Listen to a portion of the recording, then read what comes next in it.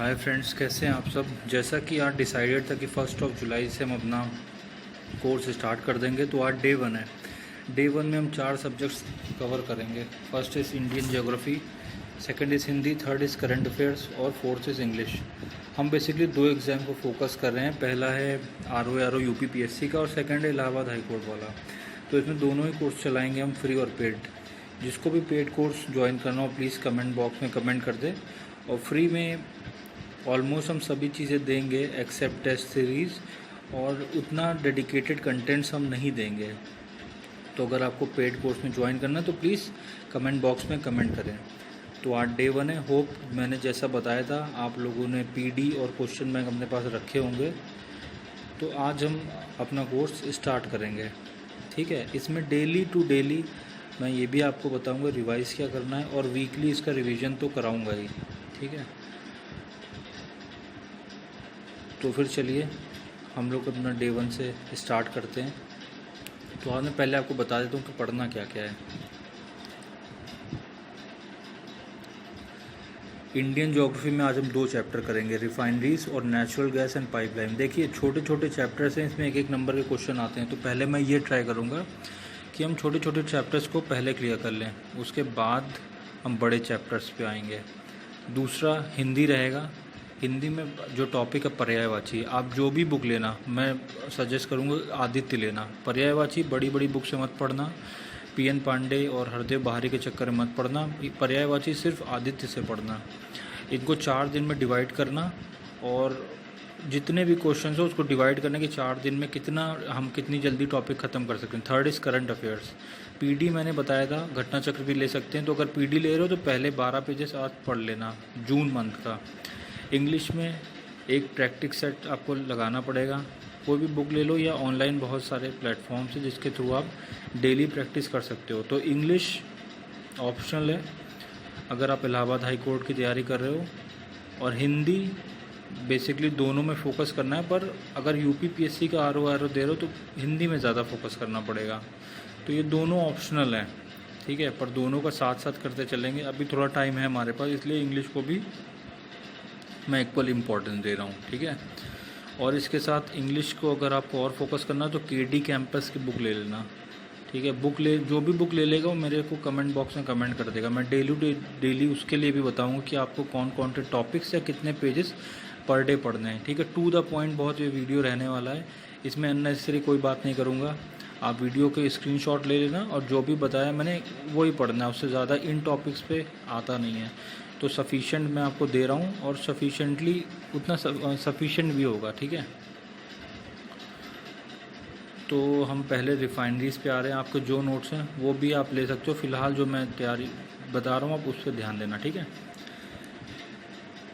Total 23 refineries हैं हमारे India में, जिसमें से 18 सार्वजनिक हैं, 3 प्राइवेट हैं, और 2 संयुक्त रूप से हैं, जिसको निजी भी और सार्वजनिक दोनों कंपनी चला रही हैं। अब एक पॉइंट इसमें ज़्यादा आता है कि 18 जो सार्वजनिक हैं उसमें से 9 इंडियन ऑयल कॉरपोरेशन की हैं, 3 जो प्राइवेट हैं उसमें से 2 रिलायंस की और 1 SR की है, और 2 संयुक्त रिफाइनरीज हैं। तो टोटल कितनी हो गई 23। ये ज़रूर पढ़ लेना कि 3 निजी वाली, इसमें से प्रीवियस ईयर क्वेश्चन आ चुका है। और इसमें कुछ फैक्ट्स हैं। जो पहली रिफाइनरी ओपन हुई थी वो 1883 में डिगबोई में हुई थी, और जो 23वीं हुई थी वो पारादीप उड़ीसा में, जो कि सबसे बड़ी रिफाइनरी भी है। सर्वाधिक जो रिफाइनरीज हैं 4 असम में हैं, ठीक है।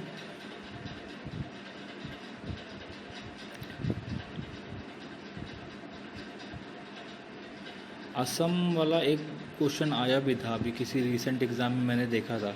तो ये जितने मैंने 3 पॉइंट्स आपको बताए हैं ये किसी न किसी एग्ज़ाम में आए हुए हैं। इससे ज़्यादा इस टॉपिक में कुछ पढ़ना नहीं है।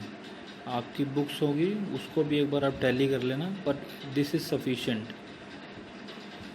अभी आपको मैं एक लिस्ट भी बता देता हूँ कि लिस्ट में कहाँ कहाँ से कौन कौन सी रिफाइनरीज आती हैं।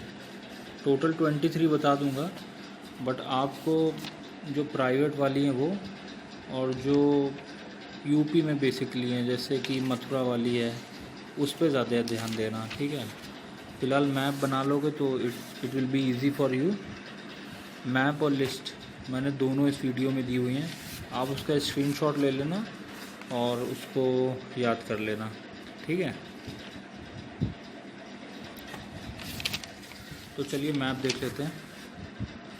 देखिए पहली जो रिफाइनरी वो है भटिंडा में, भटिंडा के नीचे पानीपत है, फिर मथुरा वाला क्वेश्चन आ चुका है। अभी पिछले आर ओ में भी इसका शायद था मथुरा, मैंने देख रहा था किसी प्रीवियस ईयर में था। फिर बरौनी भी पिछली बार पूछा जा चुका है। फिर कोयाली है, कोयाली के नीचे ट्रॉम्बे है, फिर मैंगलोर है, कोची। फिर इधर से हम स्टार्ट करेंगे, नागपट्टनम है, चेन्नई है, फिर विशाखापट्टनम, उसके बाद पारादीप, हल्दिया, कोलकाता। ये बहुत इंपॉर्टेंट सीक्वेंस चल रहा है ना, कोलकाता, हल्दिया और पारादीप। और पारादीप आपको पता है मैंने बताया था 23 है, ठीक है। फिर हम इधर गुजरात के पास आएंगे, जामनगर में रेल की और वाडीनार में एसआर की। अभी मैंने तो प्राइवेट वाली बताई थी, ये मोस्ट इम्पॉर्टेंट है, ठीक है। उसके बाद हम इधर आएंगे नॉर्थ ईस्ट में पहली है बोगाई गाँव, फिर गुवाहाटी है, फिर नुमालीगढ़ और फिर डिगबोई, ठीक है। समझ में आ गया। फिर से एक बार देख लेते हैं, भटिंडा, पानीपत, मथुरा, बरौनी, 4 ऊपर हो गई। फिर कोयाली, ट्रॉम्बे, मैंगलोर, कोची, फिर नागपट्टनम, चेन्नई, विशाखापट्टनम, पारादीप, हल्दिया, कोलकाता। फिर नॉर्थ ईस्ट में बोगाईगांव, गुवाहाटी, नुमालीगढ़, डिगबोई बताया मैंने सबसे पहले 1883 में सबसे पहली रिफाइनरी हुई थी और 23 की इसमें हुई थी पारादीप, उड़ीसा। तो इस तरह से कनेक्ट करके पढ़ना, ठीक है। इसको डिवाइड कर लेना, जैसे प्राइवेट की अलग हो गई, नॉर्थ ईस्ट में कौन सी हो गई, इधर कोलकाता साइड 4 हो गई, फिर तमिलनाडु साइड इधर चेन्नई, नागपट्टनम हो गई, फिर हमारे अरब सागर तट पे ट्रॉम्बे, मैंगलोर, कोची हो गई। तो इस तरह याद कर लेना, रटना नहीं पड़ेगा, एक बार देख लो। एग्ज़ाम में जब क्वेश्चन आता है तो क्लिक हो जाता है कि कहाँ कहाँ पर रिफाइनरी, और ये आता है टॉपिक्स। तो इस टॉपिक से 1 नंबर का क्वेश्चन बनेगा तो इतने में से ही बन जाएगा, इससे ज़्यादा कुछ पढ़ना नहीं है। बुक में तो बहुत सारा पढ़ा हुआ, तो इन टॉपिक्स को बुक से मत पढ़ना। जब हम बड़े टॉपिक्स पे आएंगे तो उसके लिए बुक उठाना। तो अभी इतना सफिशिएंट है, ये 1 पेज में तुम्हारे नोट बन जाएगा। इसको चाहो तो स्क्रीनशॉट ले लो या मेरी समझ से कॉपी बना लो, कॉपी में ये फटाफट अपना मैप बना लेना, ऊपर जो 3-4 मैंने पॉइंट बताए वो कर लेना। एक बार लिस्ट भी इसकी चलो तुम लोग को दिखा देता हूँ।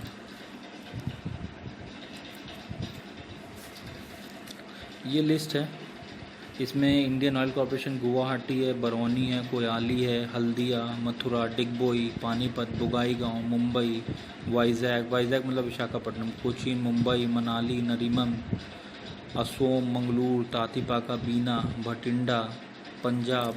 ये एक उसमें दे दिया है लिस्ट में, पर मेरी समझ से आप उसमें मैप से पढ़ लेना, ये रिवीजन के लिए आपके काम आएगा, ठीक है। फटाफट इसके भी स्क्रीनशॉट ले लो या कॉपी, मैंने बताया 1 पेज में ही पूरा ये टॉपिक का आप नोट्स बना सकते हो, ठीक है।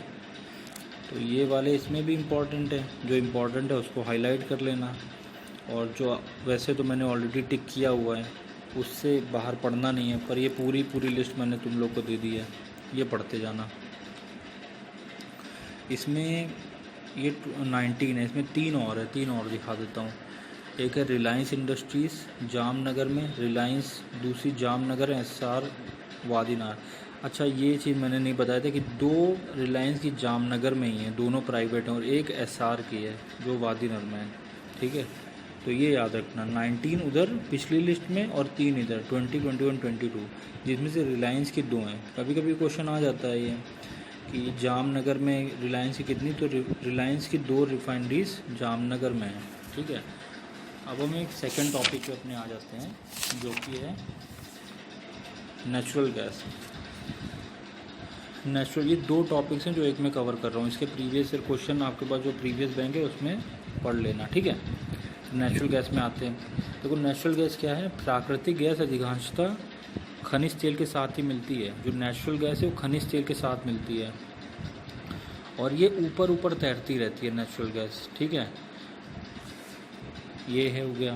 और उसमें सेकंड टॉप ये पॉइंट ये पढ़ लेना, देश में जो नेचुरल गैस की खोज करता है वो ONGC और ऑयल है, ये 2 ही हैं, ठीक है। तो प्राकृतिक गैस की जो खोज करने वाली संस्थाएं 2 हैं, ONGC, ऑयल। उसके बाद इसका जो वितरण करने का काम करता है वो होता है गेल का। तो गेल याद रखना, गेल क्या करता है, उसका संप्रेषण और विस्तरण का काम करता है गेल। ठीक, तो प्राकृतिक गैस है ये, इसकी खोज और भंडारण उत्पादन काम ओएनजीसी ऑयल करता है, बाकी इसका वितरण का काम गेल का है। ठीक है, ये थोड़ा सा टॉपिक्स है, ये थोड़ा सा इसको पढ़ लेना। अगर इसमें अब फ़िलहाल आता है कभी कभी, प्राकृतिक गैस का विशालतम संकेंद्रण कहाँ पाया जाता है, वो बम्बई हाई तथा बेसिन तेल। तो प्राकृतिक गैस का सबसे ज़्यादा संकेंद्रण कहाँ है, बम्बई हाई। बम्बई हाई वैसे भी सबसे ज़्यादा इंडिया में तेल उत्पादन वाली जगह है। दूसरा न, इसका यूज़ पढ़ लेना। तो विद्युत उत्पादन में प्रथम है, 35% नहीं याद रखो, पर इतना याद रखो कि इसका सबसे ज़्यादा यूज़ कहाँ होता है। तो इसका सबसे ज़्यादा यूज़ है वो विद्युत उत्पादन में।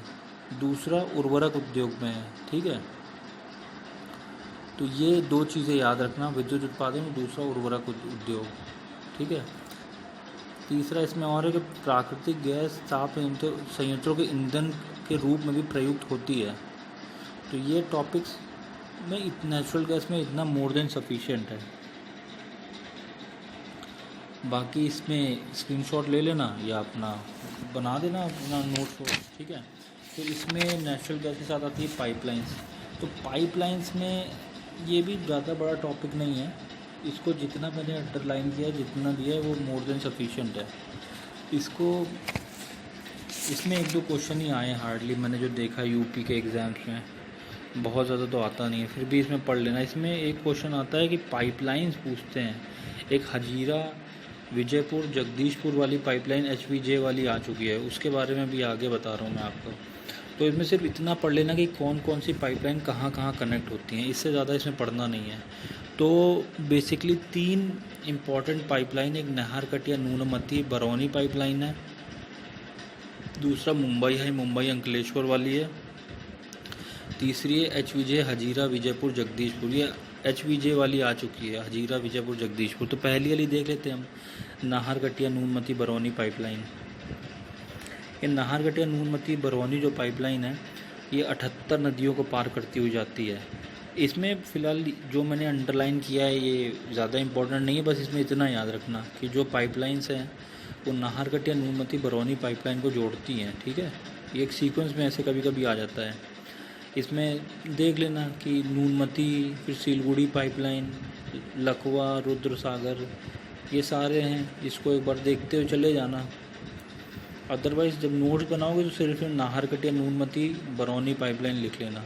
ठीक है, तो फर्स्ट वाली ये हो गई है।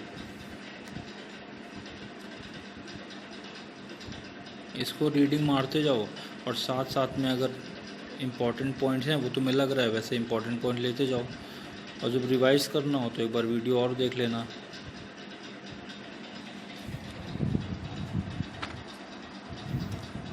फिर दूसरी आती है Mumbai High Mumbai Ankleshwar Koyali pipeline. Mumbai High और मुंबई अंकलेश्वर जो कोयाली पाइपलाइन है, ये बम्बई के तेल क्षेत्र तो गुजरात की कोयली शोधनशाला से जोड़ती है। अब इसमें देखो यही कनेक्टिविटी याद रखनी है कि जो बम्बई हाई के तेल क्षेत्र है ना, वो गुजरात के कोयली क्षेत्र की शोधशाला से कैसे जुड़ते हैं, तो मुंबई हाई मुंबई अंकलेश्वर कोयली पाइपलाइन से जुड़ते हैं। तो इसमें ये याद रखने वाली बात हो गई। दूसरी सलाया कोयली मथुरा पाइपलाइन, ये भी याद कर लेना ऐसे, इसमें अंडरलाइन वाला नहीं याद करना है, बस इसमें हेडिंग याद रख लेना। ठीक है, तीसरी most important Hazira Vijaypur Jagdishpur HVJ pipeline, ये विश्व की सबसे लंबी पाइपलाइन है, इतना याद रखना है, इससे ज़्यादा इसमें याद रखना नहीं है। ठीक है, तो ये आज ज्योग्राफी का इतना हो गया है, मुझे लगता है 2 पॉइंट मैंने बता दिया, इससे ज़्यादा कुछ पढ़ने की ज़रूरत है नहीं। इंग्लिश प्रैक्टिस सेट तुम लोग देख लेना, करंट अफेयर्स हैं PD में फर्स्ट 12 पेजेस, और हिंदी पर्यायवाची में पढ़ के मुझे कमेंट में बताना, और वीडियो का